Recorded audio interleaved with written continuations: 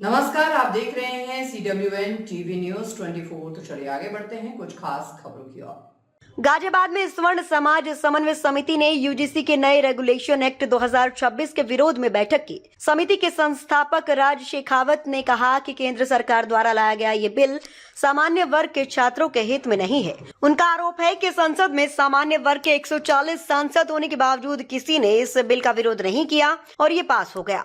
UGC ने 13 फरवरी से इसे लागू भी कर दिया है। राज शेखावत ने कहा कि इस कानून से सामान्य वर्ग के बच्चों के विश्वविद्यालयों में अवसर प्रभावित होंगे। उन्होंने बताया कि इस मुद्दे पर देश भर के संगठनों को जोड़कर एक फेडरेशन बनाया गया है, जिसका उद्देश्य यूजीसी के फैसले को वापस करवाना है। उन्होंने कहा कि 8 मार्च को दिल्ली के रामलीला मैदान में बड़ा आंदोलन किया जाएगा, जिसमें लाखों लोगों के शामिल होने की तैयारी है। समिति का कहना है कि सरकार जातिगत आधार पर फैसले ले रही है, जबकि देश में इस तरह का कोई टकराव नहीं है। उन्होंने ये भी कहा कि बीएसपी सुप्रीमो मायावती ने भी इस फैसले को गलत बताया है। राज शेखावत ने चेतावनी दी कि अगर कानून वापस नहीं लिया गया तो आगामी चुनाव में इसका असर दिखाई देगा। उनका दावा है कि देश में सामान्य वर्ग की संख्या लगभग 50% है और यदि उनकी बात नहीं सुनी गई तो वे राजनीतिक रूप से जवाब देंगे। उन्होंने आरएसएस और भाजपा से जुड़े सामान्य वर्ग के लोगों से भी अपील की कि वे इस मुद्दे पर खुलकर सामने आए। समिति का कहना है कि उनका एकमात्र लक्ष्य इस कानून को वापस करवाना और छात्रों के अधिकारों की रक्षा करना है।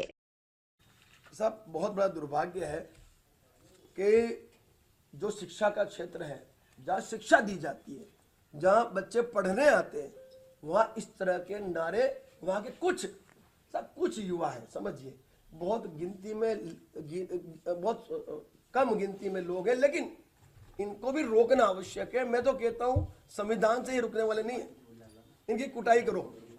करणी सेना को मैं आदेश देता हूँ, ऐसे लोग जो इस तरह का स्टेटमेंट देते हैं उनकी कुटाई कर दो, क्योंकि ये समरसता को खत्म कर रहे हैं। ऐसे लोगों की कुटाई एकमात्र विकल्प है। मैं आपके माध्यम से खुला कहता हूँ करणी सैनिकों को कि जहां भी ऐसे लोग आपको मिले, इनकी दबा के कुटाई करो। बाकी जो कानून करेगा हम देख लेंगे, जो केस होगा हम देख लेंगे। एकमात्र विकल्प है ताकि इसे रोका है। देखो, डर के बिना प्रियत नहीं है साहब। यदि संविधान से डर होता तो ये लोग स्टेटमेंट नहीं देते साहब।